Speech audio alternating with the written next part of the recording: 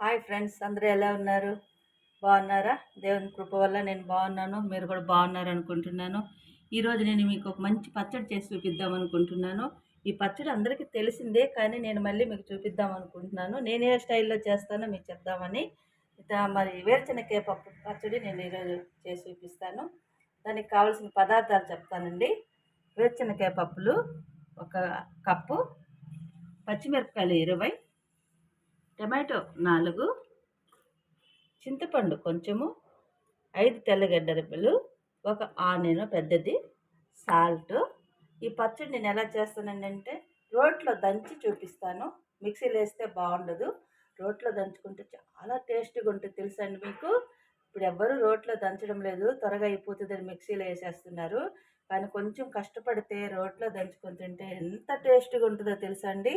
చాలా బాగుంటుంది. మొత్తం ఇంకొకటి ఏంటంటే ఆయిల్ లేకుండా చేస్తాను నేను. టమాటా పచ్చిమిరపకాయలు ఆయిల్లో వేయించుతారు కదా, అలాగ వేయించకుండా నేను అసలు ఆయిల్ ఉపయోగించకుండానే చేస్తాను. మరి దీన్ని తయారు చేసే విధానం చూపిస్తాను రండి. ఇప్పుడు స్టవ్ ఆన్ చేసుకొని పెట్టుకున్నాము. ఇప్పుడు వేరుశనగ పప్పులు మనము వేయించుకున్నాము.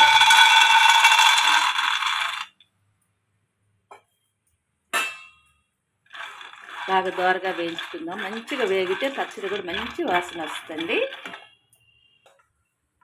ఇప్పుడు వేరుశనగ పప్పులు బాగా వేగిపోయాయండి. చూడండి ఎంత బాగా వేస్తుంది. ఇలాగ వేయించుకుంటే పచ్చడి టేస్ట్గా ఉంటుందండి. మాడిపోతే కొంచెం చేదు వస్తుంది. ఇప్పుడు పప్పులు వేగిపోయాయి, తీసేసుకుందాం. ఇప్పుడు ఇలాగే పప్పులు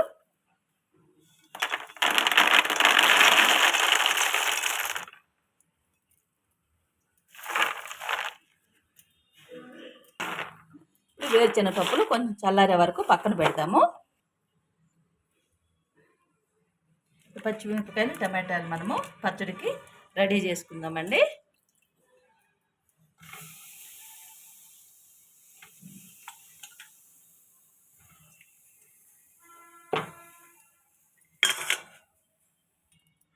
ఇప్పుడు ఒక టమాటా 4 ముక్కలు ఇలా చేసుకొని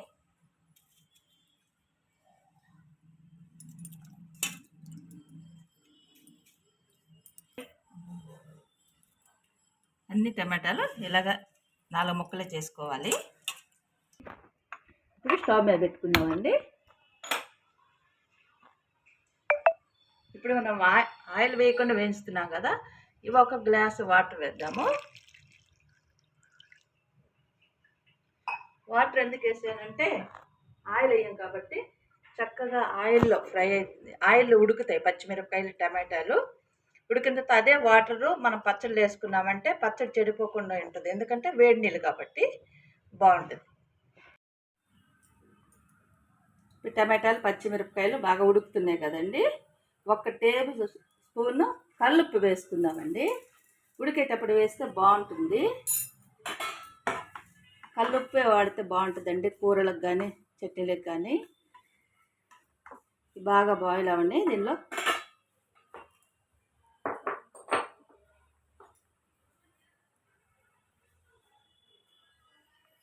ఇప్పుడు చింతపండు కూడా వేసేసుకుందాము దీంట్లోనే.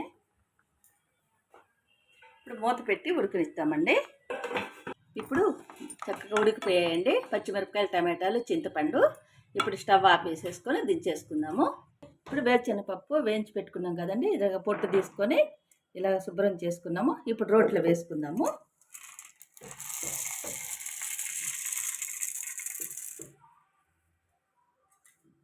ఇప్పుడు రోకలతో దంచుకుందాము. ఇంత పొద్దున్నే ఎందుకు చేస్తున్నాం తెలుసా అండి ఈ పచ్చడి? మా మనవరాళ్ళు దోశ చేస్తుంది కాబట్టి వేరుశనగకాయ పచ్చడి చేయనా అమ్మ అన్నారు. అందుకని మిక్సీలో వేస్తే బాగుండదని వాళ్ళకి కూడా రోట్లో దంచే చూపిద్దాం మనవరాళ్ళకని. వాళ్ళకి తెలియదు కదండి, అందుకని రోట్లో దంచి చూపిస్తున్నాను. అలాగే మీకు కూడా చూపించి ఒక వీడియో తీద్దామని ఇలా దంచుతున్నాను. నేను దోశలు వేసిన తర్వాత ఈ పచ్చడి ఎలా 2 చూపిస్తాను. మధ్యాహ్నం లంచ్లో కూడా బాగుంటుందండి. వేడివేడి అన్నంలో నెయ్యి వేసుకొని తింటండి ఎంత బాగుంటుందో తెలుసా, నోరు ఊరిపోతుంది దంచుతుంటేనే నాకు. వాళ్ళ పచ్చడి అంత దంచిన తర్వాత మీరు చూపిస్తానండి. ఇప్పుడు ఇలా కొంచెం 1 ముక్క దంచిన తర్వాత అండి, ఇప్పుడు మనము పచ్చిమిరపకాయలు చింతపండు వేసుకుందాము. చింతపండు, పచ్చిమిరపకాయలు వేసి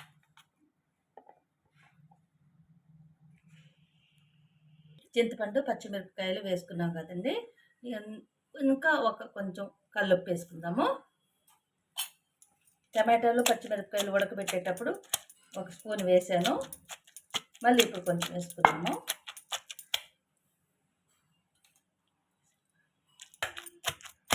ఇలా బాగా దంచాలండి. దంచితేనే త్వరగా మెత్తగా అవుతుంది. కష్టమే అయినప్పటికీ కానీ రుచిగా తినాలంటే మనం కష్టపడాలి కదా. చాలా టేస్ట్గా ఉంటుంది దంచితే రోట్లో.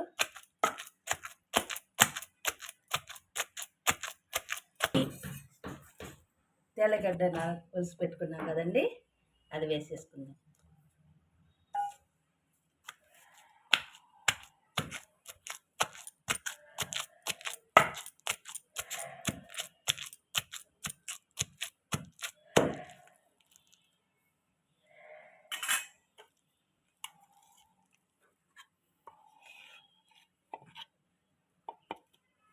ఉడకపెట్టుకున్న టమాటా ఇప్పుడు వేసుకుందాము. ఇప్పుడు ముందే వాటర్ వేయకూడదండి, ఎందుకంటే దంచలేము, పైకి ఎగురుతుంది, కంట్లో కూడా పడవచ్చు.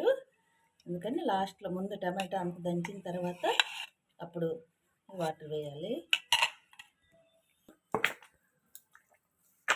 టమాటా వేసిన తర్వాత ఇలా చిన్నగా అనాలండి, లేకపోతే పైకి ఎగురుతుంది పచ్చడి, మన పైనంతా పడుతుంది.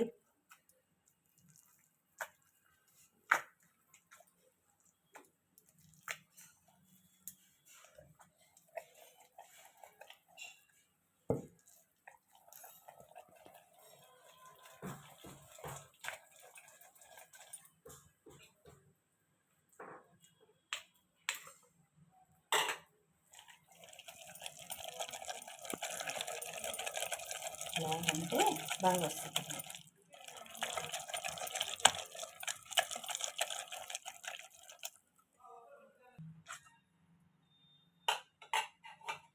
టమాటా పచ్చిమిరపకాయలు ఉడక పెట్టుకున్న వాటర్ ఉన్నాయి కదండి, అవి ఇప్పుడే వేసేసుకుందాం.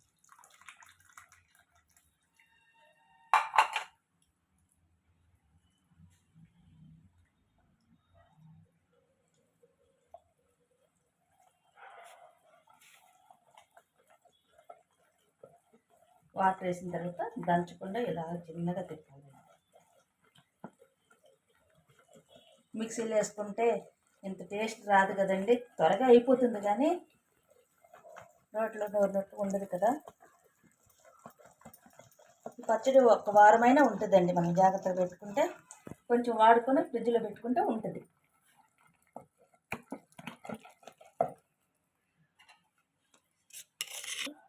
పచ్చడి బాగా ఉడికిపోయిందండి.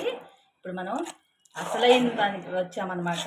దీనిలో ఏవేస్తే ఎంత టేస్ట్గా ఉంటుందో మీకు అర్థమయ్యే ఉంటుంది. ఇప్పుడు ఎర్రగడ్డ పచ్చడి అంతా అట్లా సైడ్ కనుక్కొని ఇలా ఎర్రగడ్డ దంచుకోవాలి. మెత్తగా దంచకూడదండి, కొంచెం ఎర్రగడ్డ ముక్కలు ముక్కలుగా ఉంటేనే మనం తినేటప్పుడు టేస్ట్గా అనిపిస్తుంది.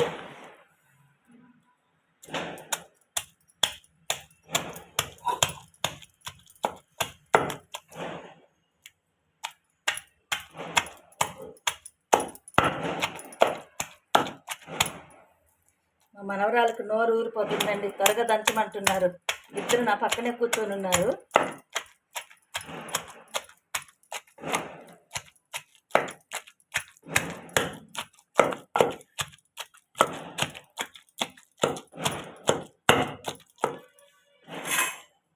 ఇదిగోండి ఎర్రగడ్డ ఇలాగా ముక్కలు ముక్కలుగా చూడండి, మెత్తగా దంచకూడదు, ఇలా దంచాలి. ఇంక పచ్చడి పూర్తి అయిపోయినట్టే. ఇప్పుడు అంతా పచ్చడి అంతా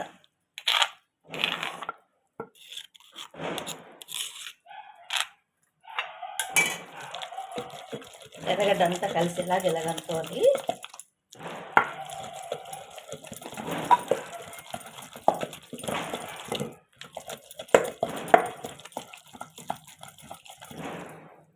ఇప్పుడు పచ్చడి అయిపోయిందండి. ఇది తీసేసుకుందాము. దోశ వేసుకుందామండి.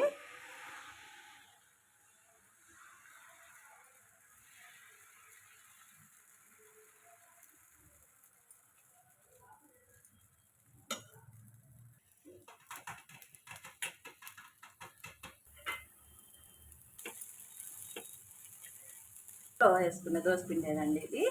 చూడండి ఎంత మంచి కలర్ఫుల్గా వచ్చింది దోశ. ఇలా పలసగా వేసుకోవాలి, బాగుంటుంది చట్నీలోకి.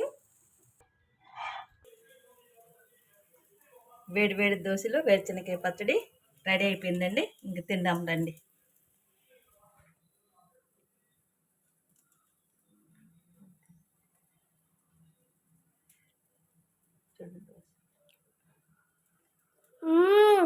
సూపర్ ఉంది నా టేస్ట్ దోశలతో.